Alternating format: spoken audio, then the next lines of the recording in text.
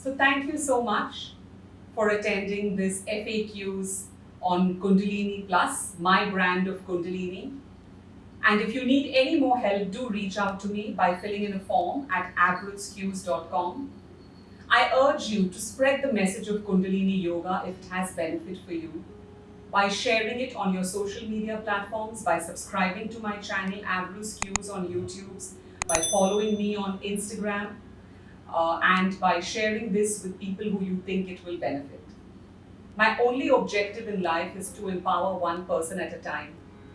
I didn't have the privilege of anybody guiding me, and I've made it my mission to provide that guidance if it is accepted, not from a place of ego and not from a place of self-centeredness, but from a place of service and offering. As my gurus have taken me under their wing and shown me, I want to help others.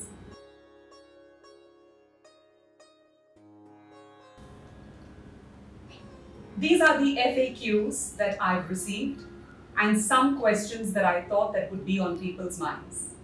Number 1, Kundalini Yoga is the yoga of awareness.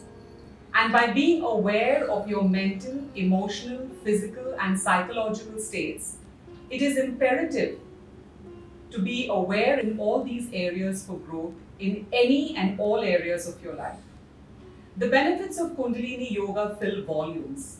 However, in a nutshell, the end result of having a regular Kundalini Yoga practice is that you will be in harmony with your physical, mental, emotional, and your psychological being, making you a more balanced, happy, fulfilled, and prosperous human being.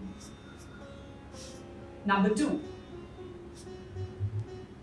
in this course, from finite to infinite potential, and in other future courses, you will get access to me twice a month in a live webinar that is also recorded in case you miss it and will be emailed to you, which is why it is important that you fill in your email ID in the forms, where you can ask your questions, and every 6 weeks the course goes to the next level.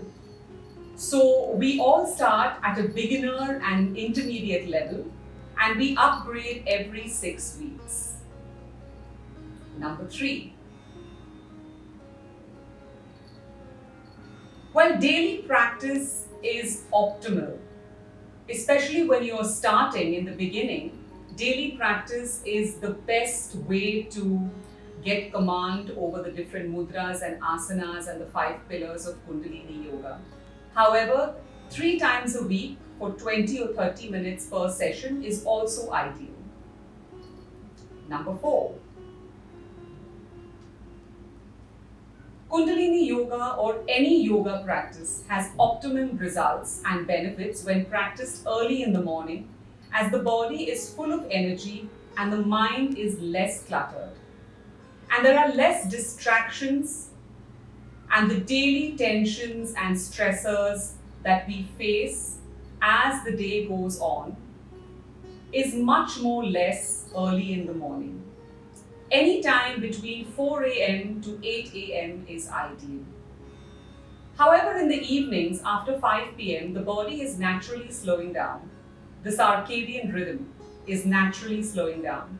So yoga at this time will have a lesser benefit and will result in less gains in general unless you are doing a relaxation or yin yoga. Number 5,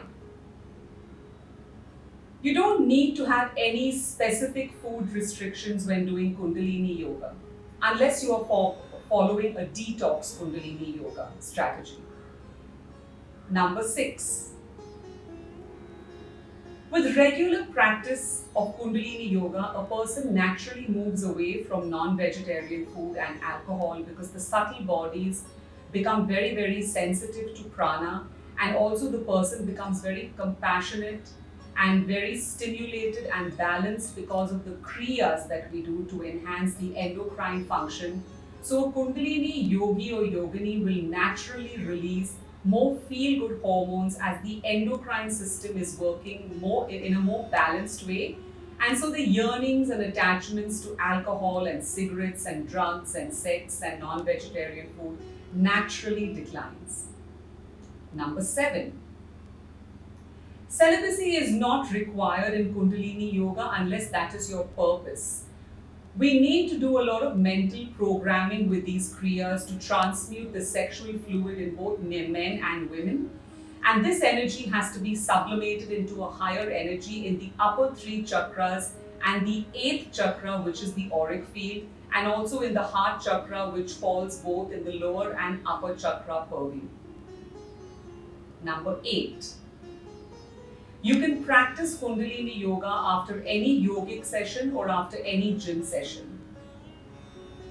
Number 9.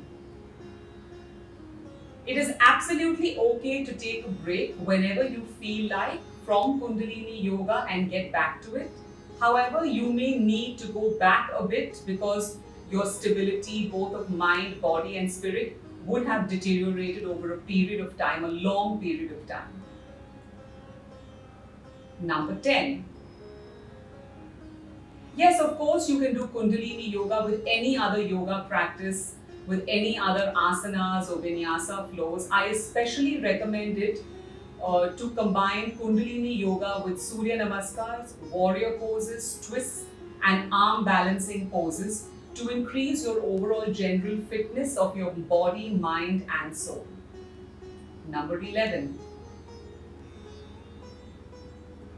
Please wait 90 minutes after a meal to practice any form of yoga or physical exercise. Number 12.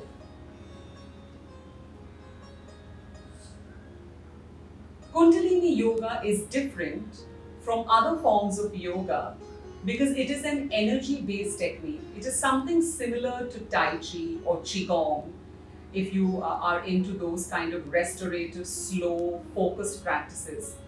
The energy is stored at the base of the spine in the Muladhara chakra, and it is released through the practice of Kundalini Yoga, and then this energy can be focused on any areas you want. It can be transmuted.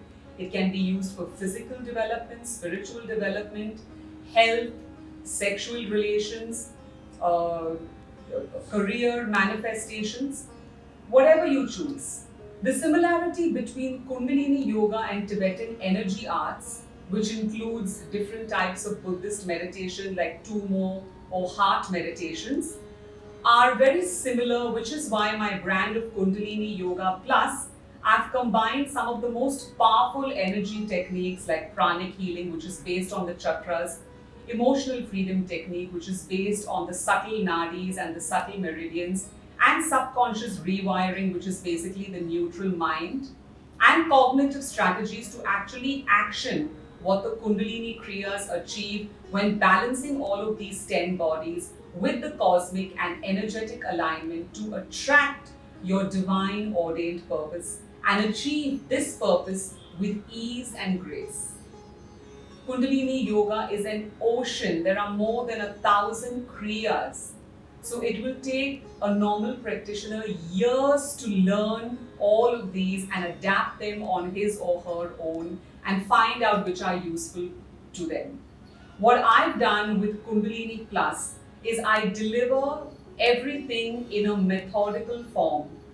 I give you combinations to practice which are not there in other yogic systems.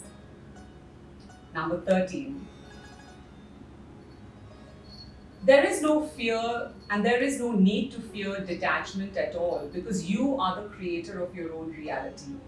You can make Kundalini Yoga your own. You can make this practice your own. You don't need to follow somebody else's motivation for this practice.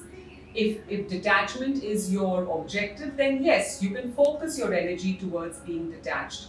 If it is something else, you can focus it there. You are unlimited potential, so focus your energy where you see fit. Also, please stay tuned for many more Kundalini Yoga classes.